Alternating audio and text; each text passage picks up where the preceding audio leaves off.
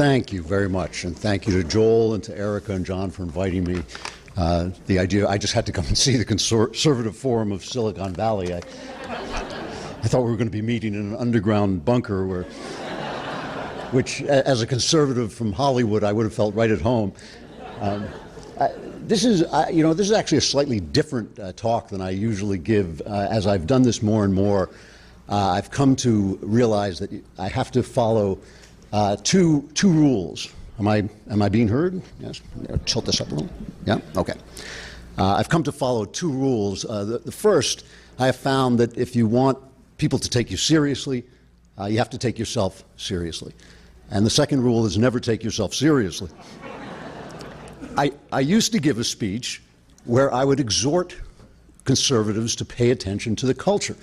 I would point to the movies and to late night comedy and to the news industry and to the academy and point out that all of these left-dominated, left-monopolized industries and institutions are churning out this left-wing atmosphere that changes the culture and the population without our even knowing it.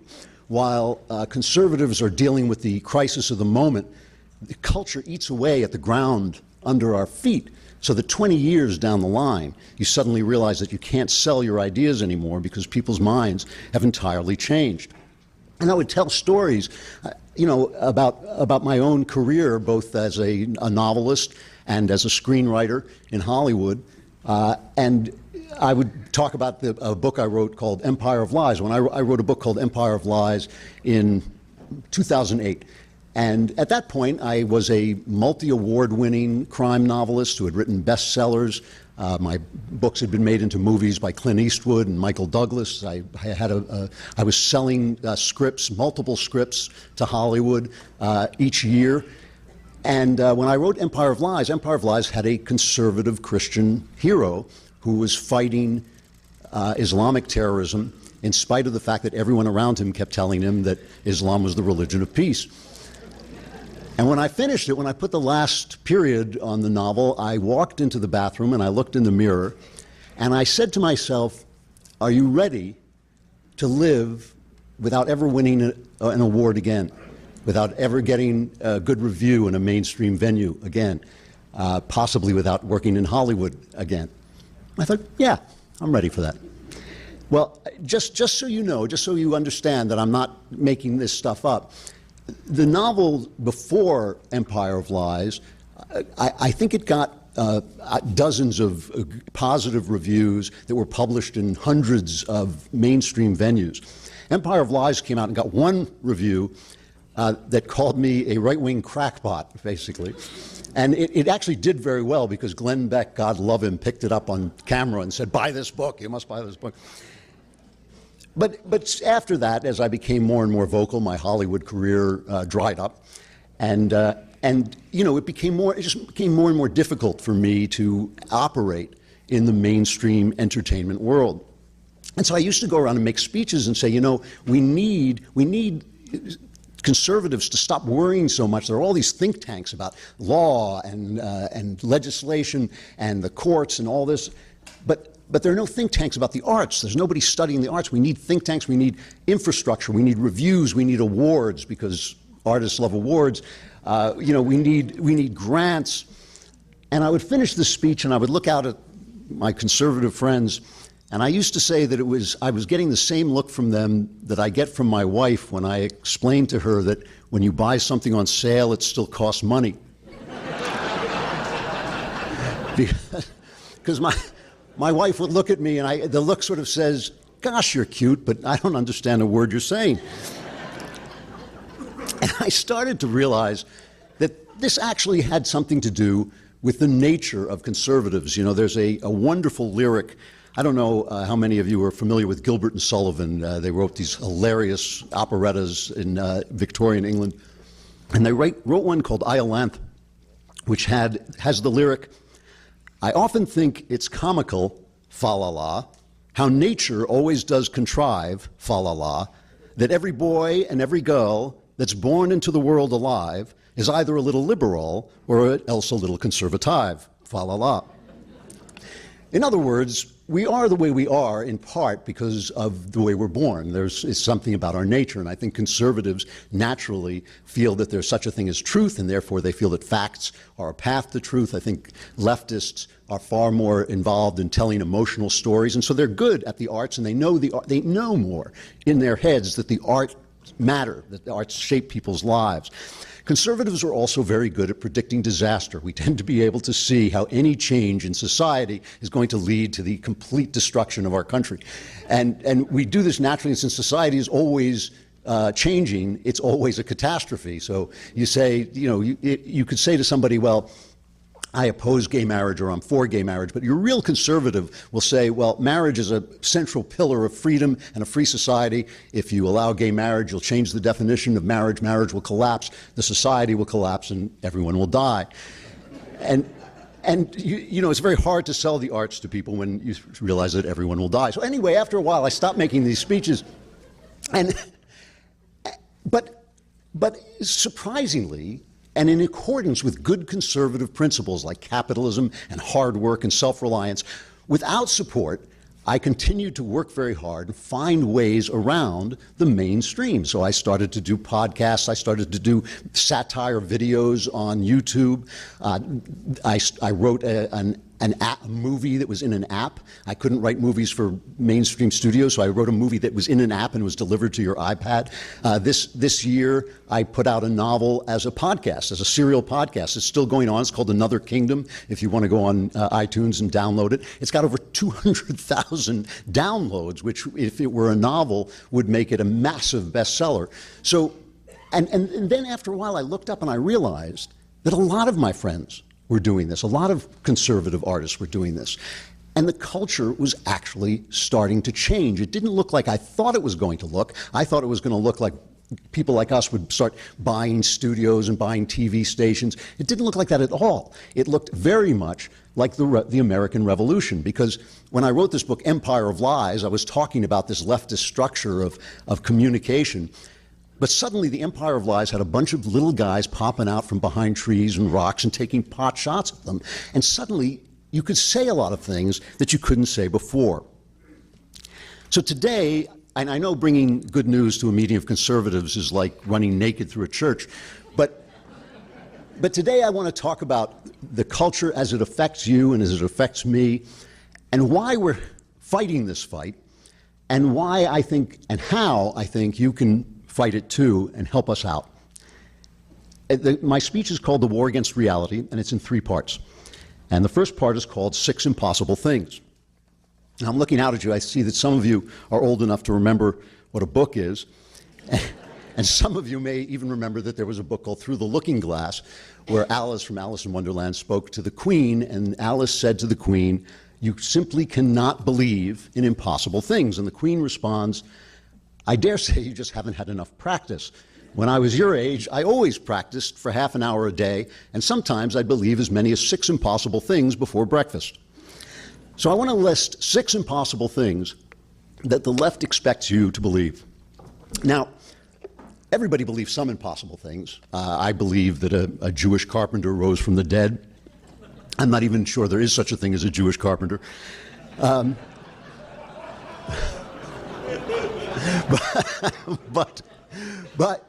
But my impossible belief is actually internally consistent. I believe once an impossible thing happened, so impossible that it explained everything else. But if you said to me, well, things like that don't happen, I would agree with you. That's the whole point. Things like that don't happen. If they did, it wouldn't be a religion.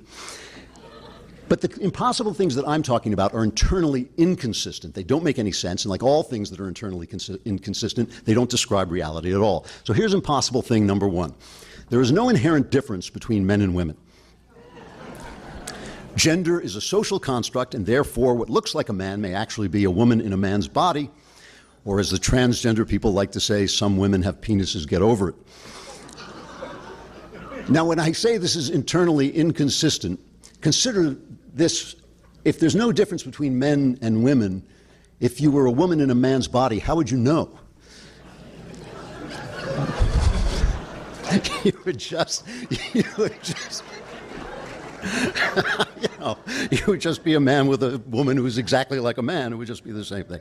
And of course, it's completely against all common sense and observation. And throughout all of human history, women and men in every single society, this is what's called the human universal, women and men in every single society have done different things. They have had different jobs. So in order for this to be true, you would have to believe that at some point back in time, men and women were exactly the same, and then a gigantic conspiracy got together and decided that from now on, men were going to smoke cigars and lie about how much sex they get, and women were going to talk about clothes and make no sense during domestic arguments. So, I'm going to get chased out of here by the end of the... Here is impossible thing number 2. We must not be racist because people of different races are all essentially the same. But we must support diversity because people of different races are all essentially different. Well, the reason they can sell this idea is because they keep saying diversity is our strength. That's simply not true. Our strength is our creed, which allows people of different races to come together under our creed. This is the only way diversity works. We're the only multicultural society since Rome, and they had the same idea. We have a creed.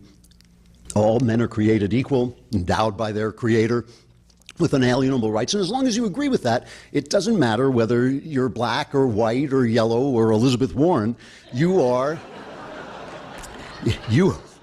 one of us. But if you think about this, this has a corollary. There's something that grows out of this, which is that we have to protect our creed. We have to protect our creed. This is what makes us strong. And that means that, well, maybe it's not always such a good idea to allow people in who don't share our creed or are hostile to our creed. Maybe we want to control how many of those people come in, because this is what makes us a diverse society. And that brings me to impossible thing number 3, which is that Islam is the religion of peace. Now, this is internally contradictory because the only people who ever say Islam is the religion of peace are the people who are being attacked by Islamics. You know, let me read you a statement by Abu Bakr al-Baghdadi, who ran ISIS until Donald Trump and his friends wiped it off the face of the earth. Funny, and it took like 9 months, you know, after 3 years. Baghdadi says, Islam was never a religion of peace. Islam is the religion of fighting. No one should believe that the war that we are waging is the war of the Islamic State. It is the war of all Muslims. But the Islamic State is spearheading it. It is the war of Muslims against the infidels. Now, I want to read you a statement by David Brooks. David Brooks, you know him. He's a writer. He's a fake conservative writer for the New York Times op-ed page, or as I call it, Knucklehead Row. David Brooks, in March of 2016, now you may remember in March of 2016, that's when the Belgium terrorist attacks took place. But those were only one of over 30 attacks. Well over 90% of them, almost 98% of them, were done by Islamics. And so then candidate Senator Ted Cruz said, you know, maybe we should patrol Islamic neighborhoods a little more carefully than other neighborhoods. And of course, the left went nuts. This was terrible. And David Brooks said this. He said this on PBS. As I said, and as everyone says, the reason we have terrorism is not because the Prophet Muhammad came down and not because there was a religion called Islam. The reason we have terror is that young men are alienated and feel they can wage a war, and a just war, against societies that are racist and xenophobic and crushing toward them. So you have to actually picture that. You know, here's Baghdadi or some Islamic who's saying to David Brooks, now I'm going to kill you because of my religion. And David Brooks is saying, no, no, my young friend. You know, if only you were sophisticated as a writer for the New York Times, you would realize you're not going to kill me because of your religion. You're going to kill me because I oppress you. And the guy's saying, no, no, really, I'm a grown-up with my own religion and my own philosophy and my own motivations, and that's why I'm going to kill you. And David Brooks is saying, no, no, no, no, no. Now, the reason David Brooks is making no sense is because he's defending impossible thing number 4, which is relativism. Relativism is the idea that there's no such thing as good or bad. Hamlet said it best. He said, nothing is either good or bad, but thinking makes it so. Now, if you read the play Hamlet or see the play Hamlet, you'll realize that Hamlet said this in a scene in which he was pretending to be insane. But the left, it's true, the left says it when they're pretending to be sane. And of course, the internal contradiction here is that they always say nothing is either good or bad, so all cultures are equally moral. And if you say one is not moral, that's bad. And you say, well, wait, if maybe my culture says that their culture is bad, so that would be good because all cultures are good. But no, it doesn't work that way. The problem with this is that 9/11 basically destroyed relativism. It destroyed multiculturalism. It reminded us that some ideas are just bad. And I think since then, the left has gone insane, trying to convince themselves that relativism is still in place. Now, my last two impossible things are probably a little bit more controversial even here, but I still maintain that they don't make any sense internally or observationally. One of them is the idea that a baby is not a human creature until the moment it emerges from the womb, when I suppose the blue fairy from Pinocchio sprinkles some dust on it and it becomes a real boy. Or girl, what's the difference? But this is an internal contradiction. We know it is because the minute a woman tells us she is pregnant and she's happy about it, we understand right away what she's talking about, and it only turns off the minute she finds that she doesn't want the baby, and that is not a basis for reasoning a creature out of its human rights. And this is impossible thing number 6, and that is that there is no God. Now, I actually have a lot of sympathy with the idea that there is no God because I think for about 300 years after the advent of Isaac Newton, it actually made sense to think that there might not be a God, that science had explained so much of what we had thought was miraculous that it would simply go on and on doing this forever until we realized that there was no God. And they would have an expression, God of the gaps, which meant science couldn't explain something and religious people would just throw God into that gap to explain it. And then when that gap would close, they'd move off and they'd throw God into another gap. But as science has developed, and people are not paying attention to this, but as science has developed, it's actually science that has become the science of the gaps, because it is now quite evident that the odds of matter coming into being out of nowhere and assembling themselves into a universe that is perfectly balanced to create life that can understand the universe that it's in. Somebody wants to describe the odds of that as like a wind blowing through a junkyard and assembling a 747. But that's actually not true because you have to account for the wind and the junkyard. Scientists are so disturbed by this, it's called the anthropic principle, they're so disturbed by it that they have invented a science of the gaps. It has absolutely no scientific proof, there's no way to prove it. It is called the multiverse. They say this is there are an infinite number of universes, this just happens to be the universe in which there's human life that can understand the universe. Now, this is not my analogy, but it's a great one. Somebody once said that this is as if you were in a Western saloon playing poker with Black Bart, and you drew 5 royal flushes in a row. And Black Bart jumped to his feet and pulled his gun and said, "You are a cheating varmint." And you said, "No, no, Black Bart. There are an infinite number of poker games in Dodge, and this just happens to be the one in which I drew 5 straight flushes in a row." Bang. So those are the 6 impossible things that I think the left wants us to believe. And that's the end of part 1 of my speech. And then part 2 of my speech is called One Flew Over the Cuckoo's Nest. And I hope that there are some of you who have seen that film or read that book, but I'll explain it as I go along. I want you to think about the way the left, and this is a culture, this is what I'm good at, this is what I know about, is how culture is made, how stories are told. I want you to think about the way the left explains itself. Let's take one of these impossible things, that there is no difference between men and women. What if I said to you, there are masculine traits and there are feminine traits, and we know this. The only way we could know this is because men tend to have more masculine traits and women tend to have more feminine traits. But of course, nothing in nature is perfect, and if you look down at the spread, you'll see most of the men with the masculine traits, but people are spread out, and all men have maybe a few feminine traits, and vice versa, and every now and again you might bump into someone who is so far to the other side that you would call him a feminine man or a masculine woman. Life is odd, we can all live together, no problem. Suddenly you would think, well, that's a reasonable point of view.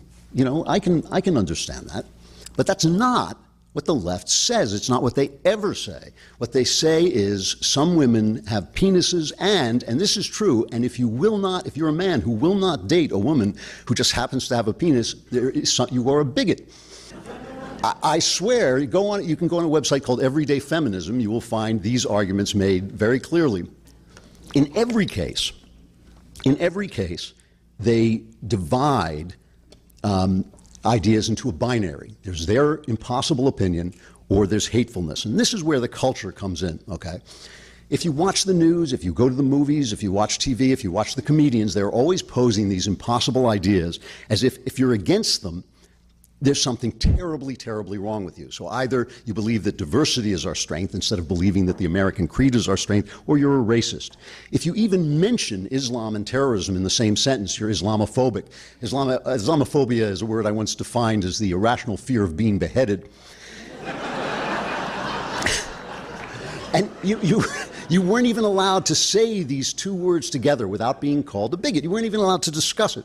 If you were either for gay marriage or you were homophobic. And now there are real arguments. I've always been, I work in the arts, so I've always been very pro-gay. Half the people I work with, a lot of my friends, gay people, they've always been lovely, talented, wonderful people.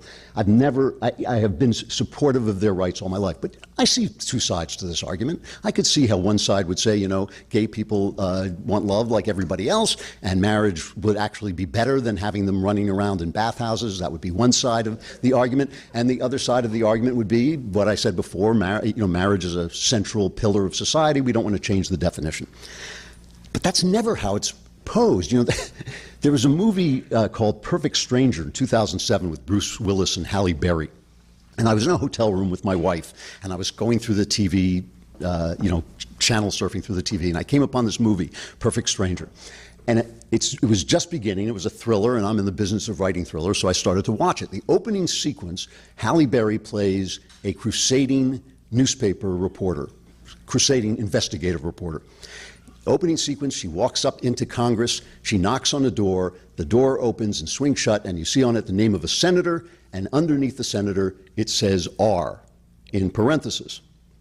And I turned to my wife and I said, he's opposed to gay marriage and she's going to prove that he's going out with little boys. Within 3 minutes, I was proved exactly right. Now, I love doing this because my wife says, how did you know, And I said, because this is what they're doing. This is what they're selling. They're selling the idea not that gays should get married because this, and this. They're selling the idea that either you believe this or you're a bad person. You must be either, latently homosexual or you're hiding this.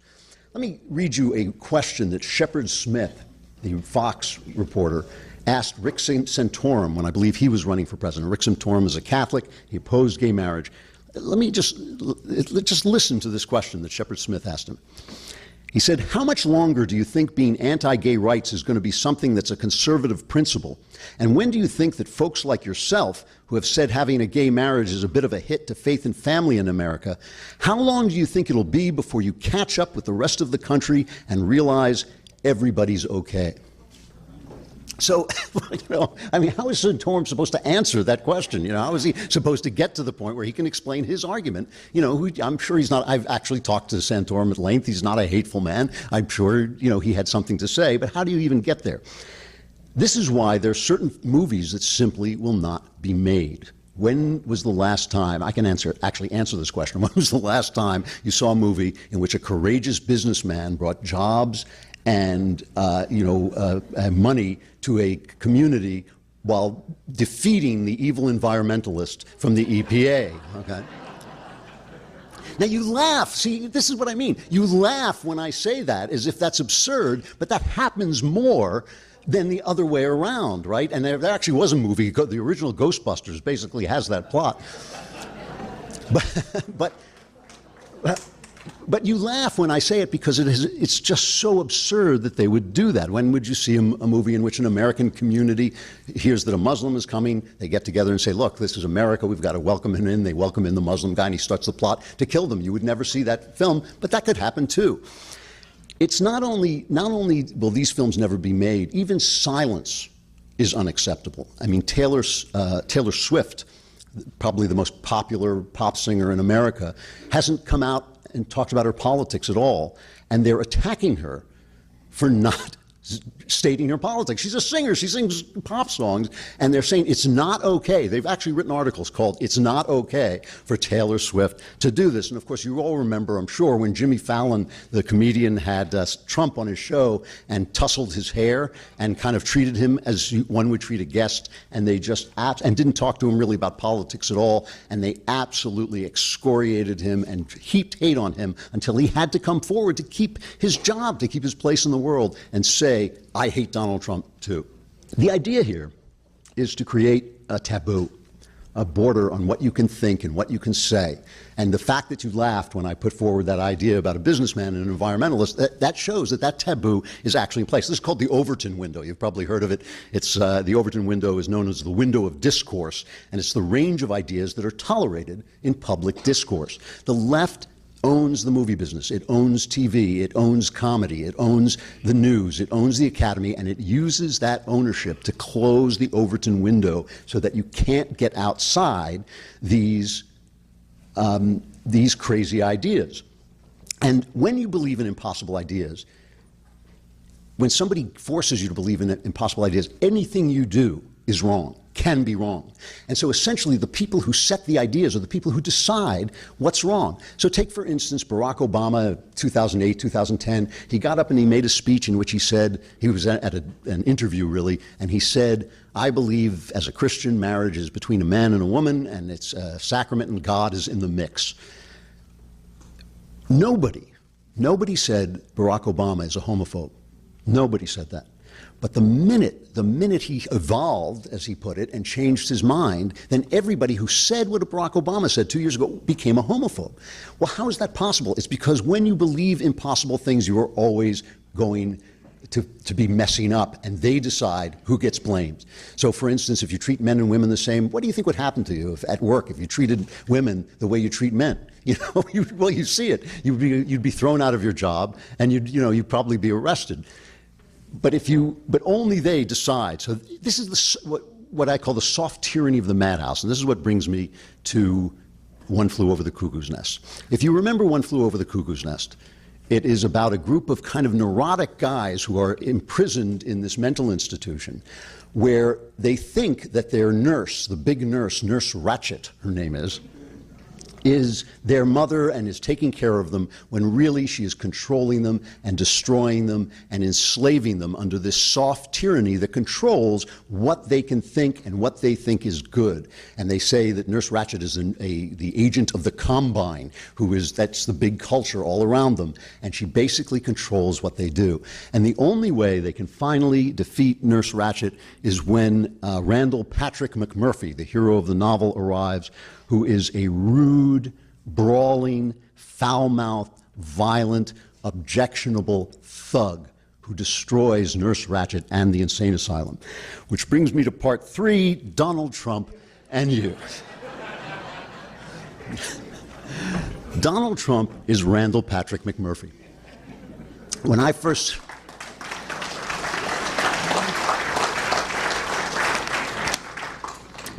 saw this guy, I hated him. Now, I'm a New Yorker. I knew who Trump was. I actually admired some of the things Trump did in New York. You know, people don't remember. I was in New York in its worst days, and they don't remember he invested in New York when New York was collapsing, changed what the skyline looked like. But I just hated him. He was a bully. He called people names. He said stupid stuff, and I just couldn't tolerate him. I opposed him in the primaries. I even wrote an ad for Ted Cruz. I don't know if you guys remember that Ted Cruz had an ad that was about to come out, and they canceled it because they found out one of the actresses in it was a porn star. I wrote that. I wanted to write my political memoir, A Porn Star Ruined My Political Career, but I didn't. But anyway, I opposed him. And then when he won, when he actually stunned me and won first the primaries and became the candidate, I thought very long and hard about it. And I said, look, I think that it's a binary choice. One of them is going to win. One of them is going to lose.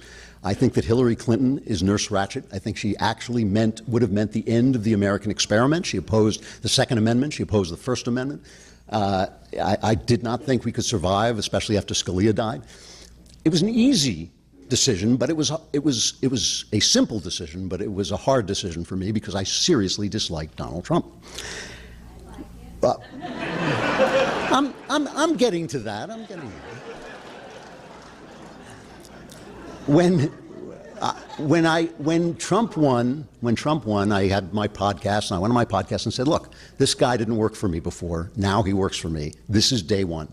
I'm going to judge him from this day forward, and I'm just going to say what I think, and I'm going to follow him along. I think the usual thing that people like me say now is they say, well, he has done a lot of good things. And, you know, it's really been the best year conservatives have had in a long time. I mean, and this is something, you know, I mean, no matter how you feel about Trump, this is just true. The destruction of ISIS, the economy, 60 judges that are all constitutional judges. You know, if this tax bill passes, I think this is going to be, it's a flawed bill like all bills, but I think it's going to be a positive thing. But everybody who is a kind of intellectual conservative, if I can use that word, says, well, I like what he does, but I can't stand the tweets. I can't stand the tweets. I can't stand the rudeness. I can't stand the brashness. But I've actually come to feel like, nope, he's got it right and I got it wrong. He is this culture of impossible things that I've been describing.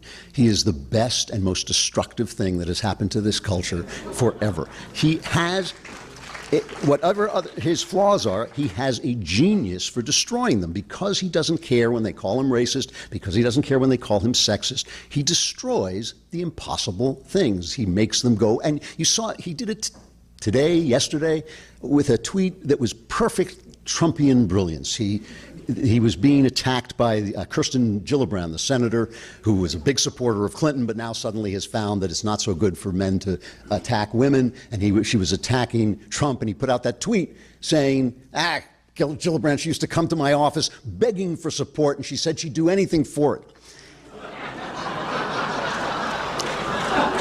And the minute I saw that, I thought, that's genius, because obviously he means political favors, right?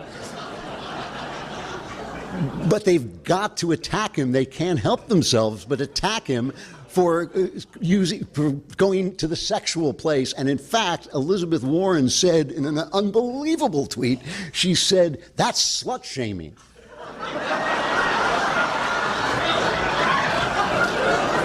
So my colleague is a slut, but you shouldn't make her ashamed of it. This is a kind of genius. It is a kind of genius. So this brings the question of what it is. This is a moment, a revolutionary moment. And I don't believe Trump created this moment. I believe I created this moment. I believe me and all these little guys taking pot shots at what could and couldn't be said undermined this structure of impossibility, and Trump, with his unbelievable genius for opportunity, saw the opportunity and drove his monster truck right into that structure and knocked it the hell down. So what does this mean for us, for the ordinary person? Because I don't want to be rude. I don't want to call people funny names. I really don't. I don't want to turn on my allies like he does. I don't want to call people out on, what did Lindsey Graham said, he kicks every dog that barks at him. I don't want to live like that. But I do want to take advantage of this. And here's what I just want to conclude with this, that if you really study the left, you see that almost everything they do reaches the opposite goal of what they say and intend it to do. So, for instance, they call you a racist no matter what you do, and they attack whites, and they say we have to give special treatment to blacks. I went and gave a speech to Oberlin College, and they actually have a segregated dorm for black people.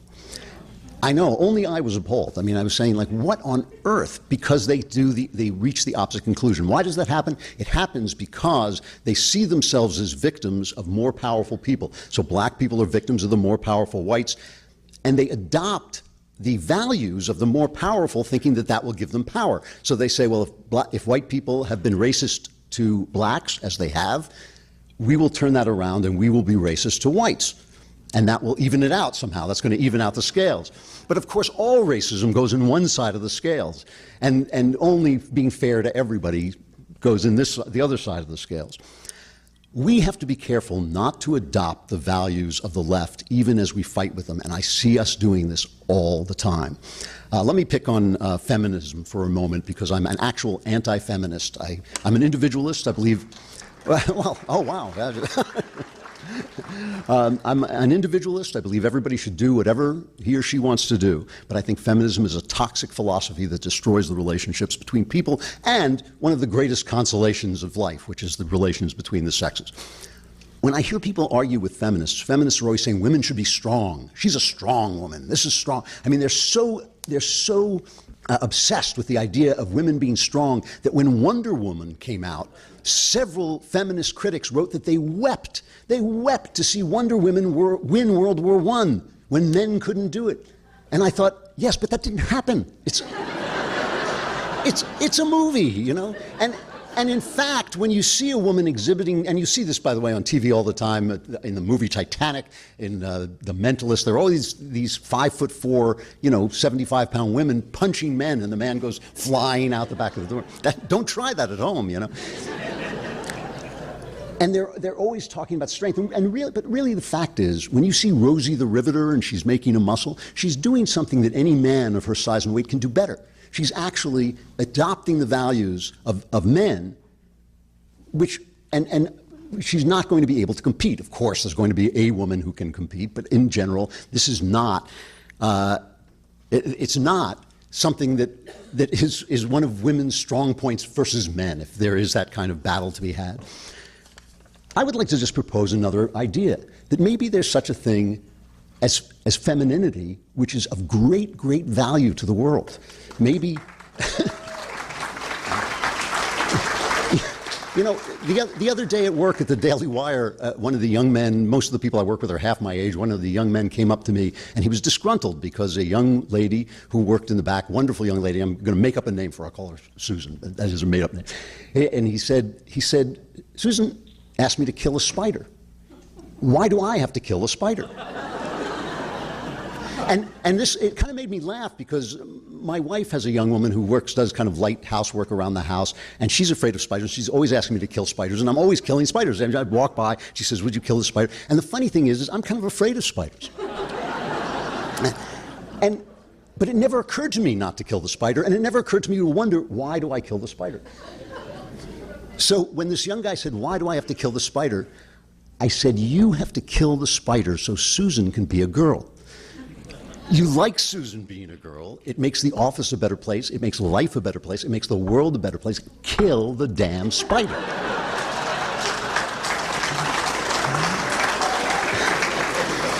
So this is the place where culture reaches into everybody's life, where I don't have to ask you to buy a movie studio. I don't have to ask you to buy a women's magazine or create an award or create a grant.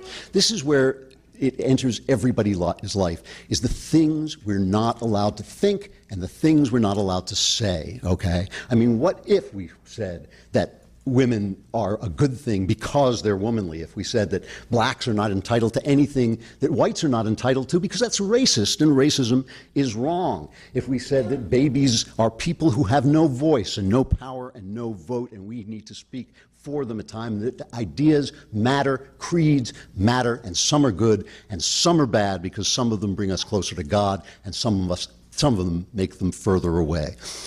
If we start to say these things, and look, I'm in Hollywood, guys, I know exactly what you're going through here, but if we start to say these things at the dinner table and at our book clubs and in conversations with friends, I really do believe that all of us become culture warriors.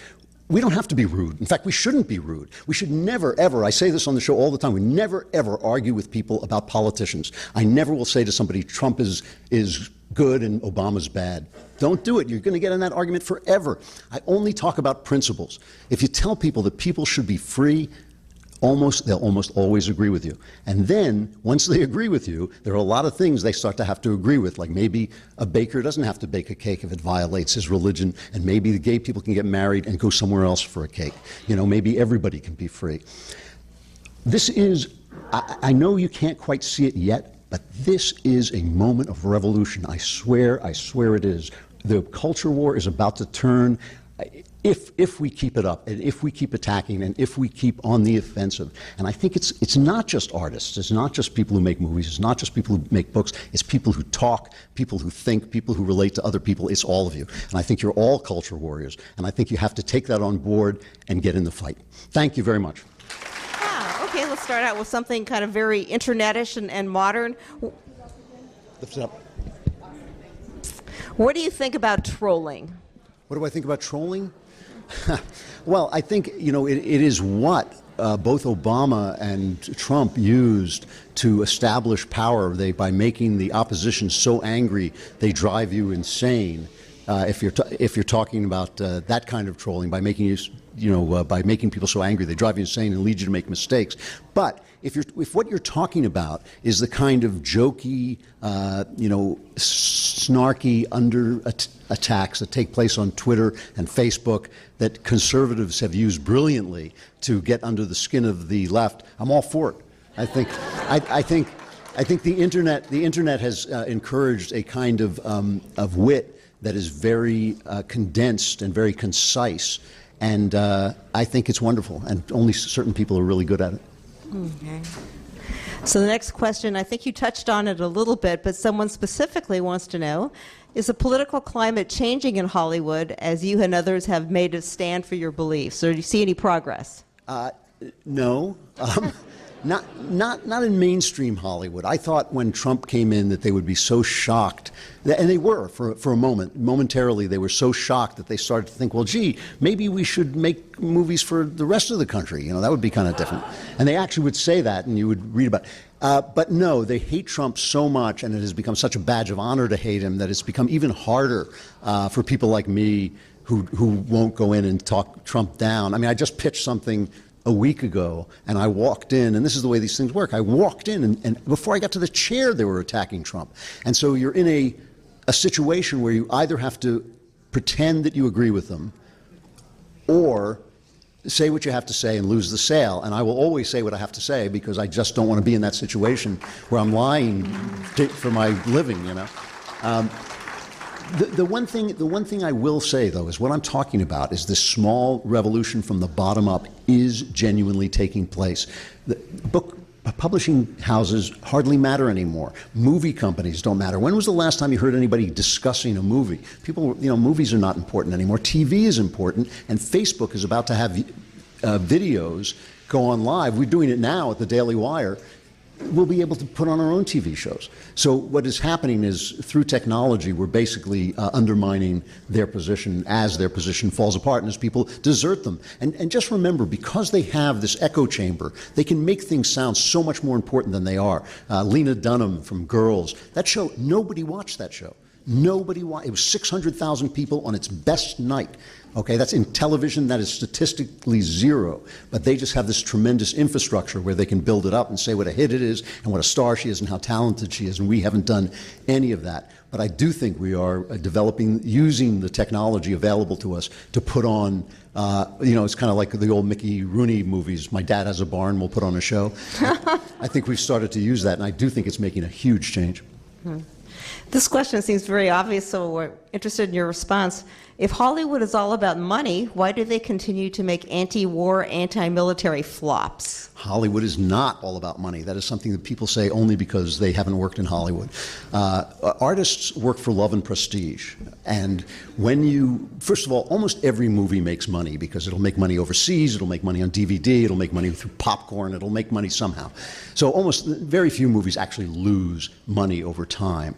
But if you make a movie that attacks America, you will win awards, you will get prestige, you will get the girls, you'll get all the things that people work in Hollywood to get.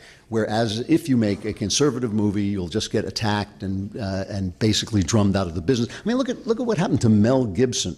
Mel Gibson is a flawed individual. Who ever heard of an artist who's a flawed individual with a dark side?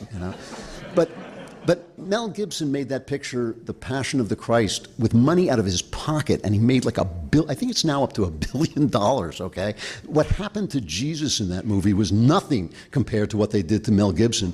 Simply, And it had nothing to do with Jews any more than Roy Moore has anything to do with girls. I mean, it had to do with getting him for promoting Jesus in a beautiful movie. That's what it was about.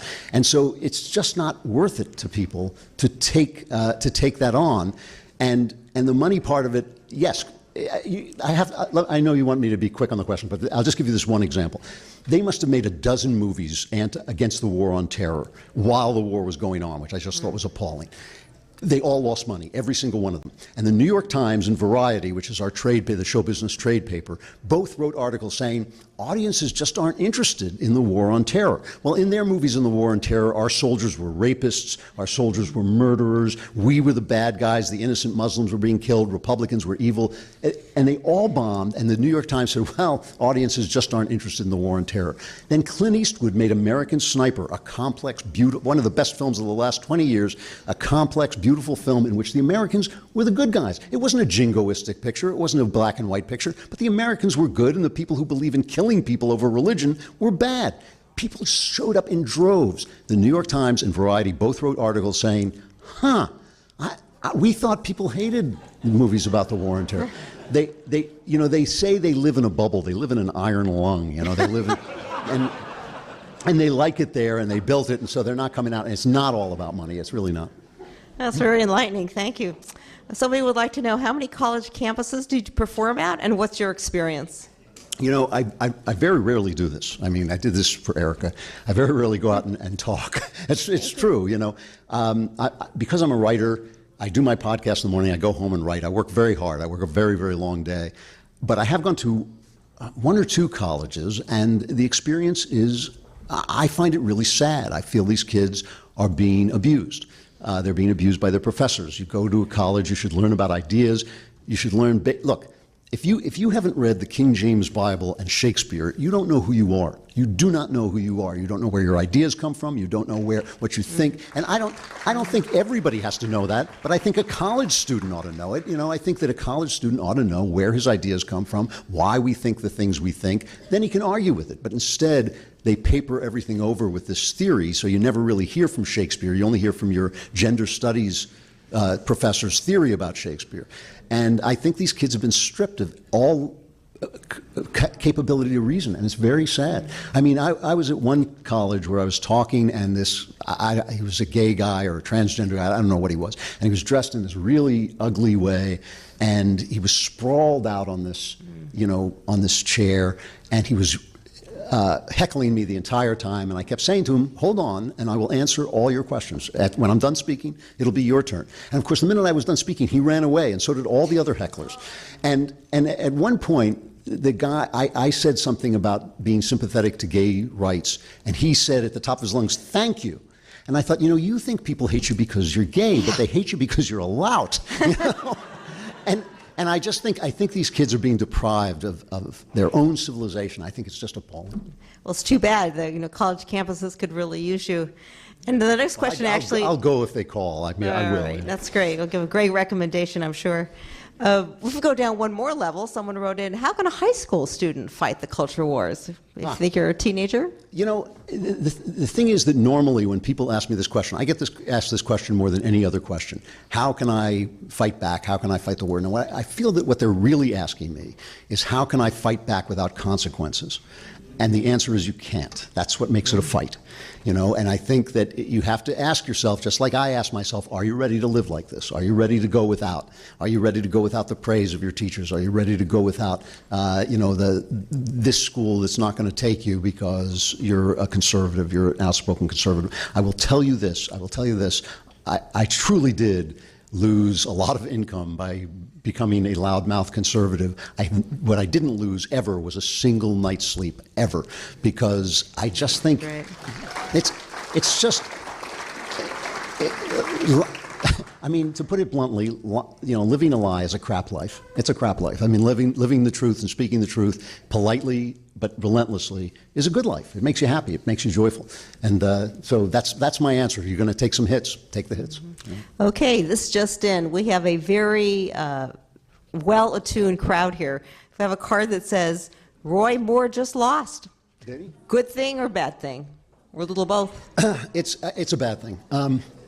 I'm not a Roy Moore fan, and I wasn't a Roy Moore fan even before the allegations against him. I never cared about the allegations against him because I have no capability of judging whether a 30-year-old attack is true, a 30-year-old allegation is true or not. People use this word credible. You don't know whether somebody's credible or not. You have no way of knowing. None. Zero. No way at all. You think you do. If I could just interject, the only way you know if it's not credible if you're standing next to Gloria Allred. Yes, that makes you less credible. I don't like Roy Moore because I don't like some of his politics and I don't like the way he behaves. I don't think he's truly a conservative guy. I think he's putting on a show to a degree. However, we needed the vote. We got played. We got played by a bunch of people. You think any Democrat was fighting Roy Moore in order to protect women's rights? They were fighting because they wanted the vote. I think, what they do is they mess up, they conflate personal morality with political morality. I want one thing from my government, less of it. I want one thing from my government, I want freedom.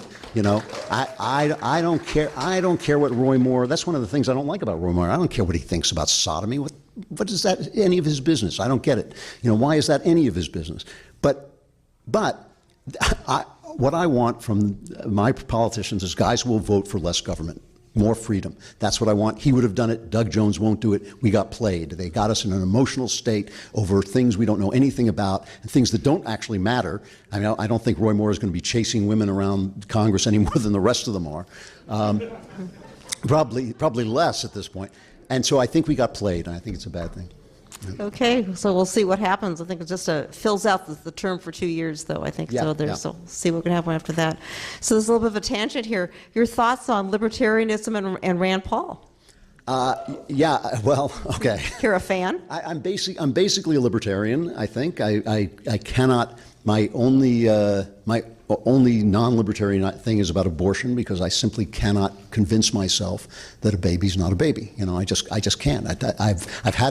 I've had this argument. I have had this argument with people, and I lost it. And I do not lose arguments very often. And every time I've tried to have the argument in favor of abortion, I just lose the argument because it's not an argument you can make. Otherwise, I'm a libertarian. I want everybody to do what he or she wants. I'm an individualist. I believe that each person has the right to his or her own life and his or her own choices. I may think you're making bad choices. I'm not going to tell you that every choice is a good one, but I want you to be able to make those choices. I don't like Rand Paul. I don't believe in him. I think he grandstands too much for me. I mean, I think when they were talking about the health care bill, the Obamacare bill, I would have taken anything that weakened that bill. I think that bill is an atrocity, and I would have taken anything. But first he said, we need to repeal and replace. Then he said we need a straight repeal. Then it was repeal. Whatever they brought him, it wasn't good enough, and he was parading his purity. I don't dislike him. I don't hate him. I just don't have that passion for him that I know a lot of libertarians have because I'm not sure I quite trust him. This next question is, again, it's a little tangential, but someone wants to know, what role do you see for Eastern Europe play for the fight for the right, or just take it into international? Are there some countries that are doing things better, or some regions that are doing it better than us? I mean, I think that, the question of Europe, I believe Europe is dead. I believe Europe has been dead basically since 1917, and basically since World War I. I do not believe it is a living culture anymore, and I believe that the Islamics who are moving in are basically just devouring a corpse. That's what I think. I lived in England for 7 years. I love the country more than anything, more than any country but this one. But I just don't think that Europe is a living entity in the way we think of the great days of Europe, which lasted from about 1500 to the end of World War I. European countries are racial entities. England is England because of the Angles. France is France because of the Franks. Germany is Germany. And so they don't have our argument that we can invite in anybody who will share our creed. That's an American idea. They've adopted that idea because America is so successful, but I'm not sure it works there. Now, I am passionately anti-racist. That's one of the reasons I hate the left so much. They make everything about race. I think nothing is about race. I think we can all live, people are different. I think if we understand the American creed, we can all live and disagree and be together and be free, and that's fine with me. I seriously could not care less. But I'm not sure that England remains England if it's not filled with English people. You know, and I think that they have a right, certainly, to question the immigration policies of a disdainful, arrogant, out-of-touch elite that has forced these things on them without consulting the people. And maybe they would say different things than an American would say, things that I wouldn't like. I mean, when I lived in England, I found people shockingly racist and anti-Semitic. When I lived in England, my friends would say things, words would come out of their mouth that if they came out of the mouth of an American, I would just fall down. But they have a different country, they have a different culture, and I think they have a right to that country and a right to that culture, and they don't have to imitate us.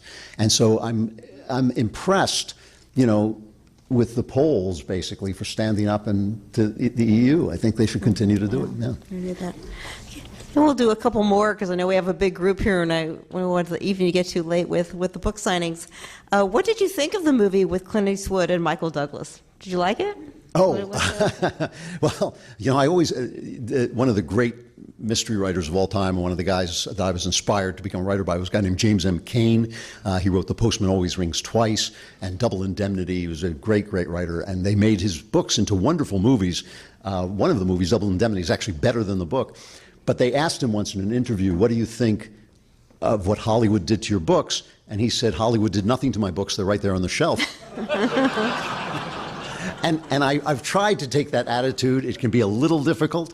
I thought Don't Say a Word was a good run-of-the-mill, you know, B-movie thriller.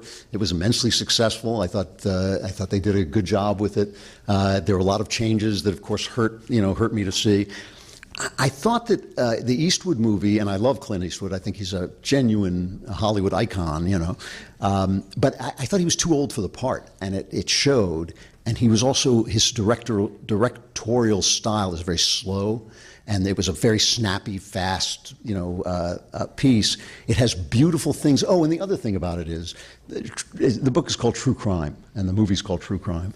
And True Crime is about a white man who is put on death row for racist reasons, okay? Or at least the reporter thinks that he's racist. And the reporter is Donald Trump. The reporter is, this was written way, way before Trump, but he's just a politically incorrect bad guy. He's a loudmouth, he's unfaithful to his wife, he's a terrible human being. But because he's a terrible human being, he can't be constrained by political correctness, and he sees what nobody else can see. And in the movie, they changed the convict to a black guy. Oh. And the writer said to me, you know, we just couldn't do it. We just could not do the story, and it makes no sense. The story makes no sense. So I had more problems with that one. You know, it's good for me. I mean, it sells books, so it's like fine. But Don't Say a Word is good, and there have been a couple of others made out of things I've done that have been good. The best movie I've been involved in, I wrote the script to a Simon Brett novel called Shock to the System with Michael Caine. That movie, which was made back in the 80s, still holds up and is a really good film. That's great. Yeah. That's good. Okay, for the last one, we have I think you'll enjoy this one. Hello, Mr. Klavan. I'm a big fan of your the podcast on the Daily Wire. My question is, why don't millennials today have an appreciation for classic films? Many of my young friends don't seem to like them. Yeah, it's real. You know, it's funny because you work in Hollywood. When I wanted to become a novelist, I went back and read all the great novels, right? I read Dickens, I read Tolstoy, I read all the great novels, even when I didn't like them. I read them because I wanted to know. And I walk into rooms with young people who want to be filmmakers who've never seen Gone with the Wind. They've never seen Casablanca. They don't, you know, some of them just don't know what those films are. And I just don't know how you can be a good filmmaker. I mean, the really good filmmakers know all of those films. And I just think that it's a style. A lot of it had to do with Hitchcock. He changed the way movies are made. If you watch, if you have kids, if you have young kids, take them to watch some of the old films. And when you have kids and you watch a movie, you kind of see it through your kids' eyes, and you'll see how slow they are. One of my favorite movies on earth is The Philadelphia Story with Jimmy Stewart and Cary Grant. And I showed it to my kids, and I was sitting there going, God, they say the same thing over and over and over again, because it's a play, you know. And it's just a question of style. Everything's gotten faster. A script, this says it all. A script back in the old days of black and white was about 250 pages long. A script today is 110 pages, and the pictures are exactly as long. And that's because there are no words in them. And that's Hitchcock's innovation. He realized it was a visual art, and he took out as many words as he could, and now films are virtually silent and move quickly when they move, and kids like that, and they don't see what's relevant about those old movies. Well, I think that's sad as well. Thank you so much. A nice round Thank of you very applause, much. Mr. Andrew Klavan. See you in January. Merry Christmas.